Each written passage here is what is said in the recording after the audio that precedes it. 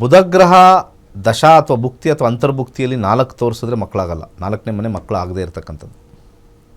ಅಥವಾ ಯಾವುದೇ ಗ್ರಹ 4 ತೊಗೊಂಡಾಗ ಬರುತ್ತೆ, ಮಕ್ಕಳಾಗಲ್ಲ. 4 ಅನ್ನೋದು ಮಕ್ಕಳಾಗಲ್ಲ. ಅಂದರೆ ಅಲ್ಲಿ ಗಂಡಲ್ಲಿ ವೀರ್ಯದ ಕೊರತೆ ಅಥವಾ ಆಸಕ್ತಿಯ ಕೊರತೆ ಅಂತ ಹೇಳ್ತೀವಿ. 4 ಆಸಕ್ತಿ ಇರಲ್ಲ. 4 ಅಂತಂದರೆ ಒಂದು ಮಗು ಆಗಬೇಕು ಅಂತಂದರೆ ಸಂಭೋಗದ ಆಸಕ್ತಿ ಇರಬೇಕು. 4ನೇದು ಸಂಭೋಗದ ಆಸಕ್ತಿ ಕಮ್ಮಿ ಮಾಡುತ್ತೆ ಹೊರತು ಅಲ್ಲಿ ರಾಹು ಬಂದು ನಿಮ್ಮ ತಲೆ ಮೇಲೆ ಅಥವಾ ಗೂಬೇಕು ಥರ ಕೂತ್ಕೊಳ್ಳಲ್ಲ ಅಲ್ಲಿ.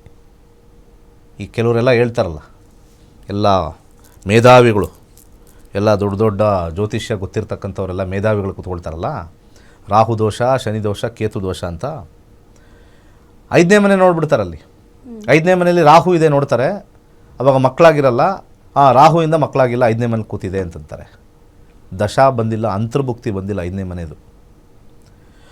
ಅದೇ ಜಾತಕದ ಇನ್ನೊಬ್ಬರದ್ದು 5ನೇ ಮೇಲೆ ರಾಹು ಕೂತಿರುತ್ತೆ, ಅವ್ರಿಗೆ 5 ಮಕ್ಕಳಾಗಿರುತ್ತೆ. ಅದು ಹೆಂಗದು? ಅವ್ರೇನು ಪೂಜೆ ಮಾಡಿಸಿರ್ತಾರ? ಪೂಜೆ ಮಾಡಿಸಿರ್ತಾರ? ಸೊ ಅವ್ರು ಪೂಜೆ ಮಾಡಿಸಿದ ತಕ್ಷಣ ಇಲ್ಲಿ ಮಕ್ಕಳಾಯಿತು. 5ನೇ ಮನೇಲಿ ರಾಹು ಇದೆ, ಇವ್ರಿಗೂ 5ನೇ ಮೇಲೆ ರಾಹು ಇದೆ, ಇವ್ರು ಪೂಜೆ ಮಾಡಿಸಿದ್ರೆ ಅದಕ್ಕೆ ಮಕ್ಕಳಾಗಿಲ್ಲ. ಈ ಪೂಜೆ ಅನ್ನೋ ಪಿಡುಗು ನಮಗೆ ಅಂಟಕೊಂಡಿದೆ.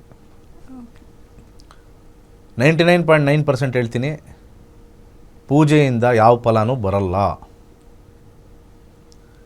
ಪ್ರತಿನಿತ್ಯ ಲಕ್ಷ್ಮಿನ ಆರಾಧನೆ ಮಾಡ್ತಕ್ಕಂಥ ಪುರೋಹಿತರೆ ಒಂದು ಮನೆ ಮುಂದೆ ಒಂದು ಆಡಿ ನಿಂತಿಲ್ಲ. ಅರ್ಥ ಆಯ್ತಲ್ಲ? ಅವ್ರೇನು ಖಾಸಗಿ ಅಥವಾ ಏನೋ ಆಧ್ಯಾತ್ಮಿಕದಲ್ಲಿ ಏನಲ್ಲಿ ಪೂಜೆ ಮಾಡ್ತಾ ಇಲ್ಲ. ಯಾವುದಾದ್ರು ಒಂದು ಕಾರ್ಯಕ್ರಮ ಬಂದರೆ ಓಡೋಗ್ತಾ ಇರ್ತೀವಿ. ನಾವು ಸುಳ್ಳು ಹೇಳ್ಬಾರ್ದು. ಅವರವರು ಕರ್ಮಾನುಸಾರ ನಮಗೆ ಹಣ ಬರುತ್ತೆ, ಅವರವರು ಕರ್ಮಾನುಸಾರ ಹಣ ಕಳ್ಕೊಳ್ತೀವಿ, ಅವರವರು ಕರ್ಮಾನುಸಾರ ಮಕ್ಕಳಾಗುತ್ತೆ, ಅವರವ್ರ ಕರ್ಮಾನುಸಾರ ಮಕ್ಕಳಾಗಲ್ಲ. ಅವರವರು ಕರ್ಮಾನುಸಾರ ಮಕ್ಕಳಾಗಲ್ಲ ಅಂತಂದರೆ ಮಕ್ಕಳು ಯಾವ ಟೈಮಲ್ಲಿ ಆಗುತ್ತೆ ಅಂತ ನೋಡಿ ಒಂದು ವೈಜ್ಞಾನಿಕ ನೆಲೆಗಟ್ಟಲ್ಲಿ ಜ್ಯೋತಿಷ್ಯ ಶಾಸ್ತ್ರವನ್ನು ಮುಂದೆ ಬರ್ತಕ್ಕಂಥ ಭುಕ್ತಿ ಇಂಥ ಟೈಮಲ್ಲಿ ಆಗುತ್ತೆ ಅಂತ ಹೇಳಬೇಕು. ಅದು ಬಿಟ್ಬಿಟ್ಟು ದಶಾ ಭುಕ್ತಿ ಅಂತರ್ಭುಕ್ತಿಲಿ ಬಂದೇ ಇಲ್ಲ. ಎಷ್ಟೋ ಜನ ಮಕ್ಕಳು 10 ವರ್ಷದಿಂದ ಆಗಿಲ್ಲ, ಬಂದು ನಮ್ಮ ಹತ್ರ ಕಂಪ್ಲೇಂಟ್ ಮಾಡ್ತಾರೆ. ಏನು ಕಂಪ್ಲೇಂಟು? ನಾವು ಮಾಡಿಸ್ದೇ ಇರ್ತಕ್ಕಂಥ ಪೂಜೆನೇ ಇಲ್ಲ ಅಂತಾರೆ. ಆದರೂ ಆಗಿಲ್ಲ. ಯಾಕಾಗಿಲ್ಲ ಅಂದರೆ ಅಲ್ಲಿ ಅಂತರ್ಭುಕ್ತಿಯಲ್ಲಿ 5ನೇ ಮನೆ ಇವ್ರಿಗೂ ಬರಬೇಕು, ಅವ್ರಿಗೂ ಬರಬೇಕು. ಒಬ್ರಿಗೆ ಬಂದರೆ ಆಗಲ್ಲ. ಗಂಡಿಗೂ ಬರಬೇಕು, ಹೆಣ್ಣಿಗೂ ಬರಬೇಕು 5ನೇ ಮನೆ. ಈಗ ಯಾರಿಗಾರು ಒಬ್ರಿಗೆ 5 ಬಂದಿದೆ, ಇನ್ನೊಬ್ರಿಗೆ 5 ಬಂದಿಲ್ಲ, ಆಗಲ್ಲ. ಸೊ ಎರಡೂ ಕೂಡಬೇಕು. ಸಾಕಷ್ಟು ಜಾತಕದಲ್ಲಿ 5ನೇ ಮನೆ ಜಾಸ್ತಿ ಸೂಚ್ಯಂಕ ಇದೆ ಅಂದರೆ ಅವ್ರಿಗೆ ಬೇಗ ಆಗುತ್ತೆ. 5ನೇ ಮನೆ ಮೀಡಿಯಮ್ ಆಗಿದೆ ಅಂದರೆ ಸ್ವಲ್ಪ ಲೇಟಾಗಿ ಆಗುತ್ತೆ. 5ನೇ ಮನೆ ಇಲ್ಲವೇ ಇಲ್ಲ ಅಂತಂದರೆ ಕಷ್ಟ. ಈ ಥರ ಜ್ಯೋತಿಷ್ಯವನ್ನು ತಿಳ್ಕೊಬೇಕು ಅಂದರೆ 65,000 ಜನ, ನೀವು ಟಿ ವಿಲಿ ನೋಡ್ತಕ್ಕಂಥ 65,000 ಜನ ಕರೆಕ್ಟಾಗಿ ಕಲಿತು ಇದು ನಿಜವಾದ ಜ್ಯೋತಿಷ್ಯ ಅಂತ ಹೇಳಿದ್ದಾರೆ ಹೊರತು ಈ ಕಾಂಪೌಂಡ್ರ್ ಥರ ಈ ರಾಹು ಶಾಂತಿ ಮಾಡಿಸಿ, ಆ ಶಾಂತಿ ಮಾಡಿಸಿ ಆವಾಗ ವಾಂತಿ ಆಗುತ್ತೆ, ಯಾವುದೂ ಆಗಿಲ್ಲ. ಇಲ್ಲಿವರು ಅಜೀರ್ಣ ಆಗಿ ವಾಂತಿ ಆಗಿದೆ ಹೊರತು ಬೇರೆ ರೀತಿ ಯಾವುದೂ ಆಗಿಲ್ಲ. ಇದು ಸತ್ಯ.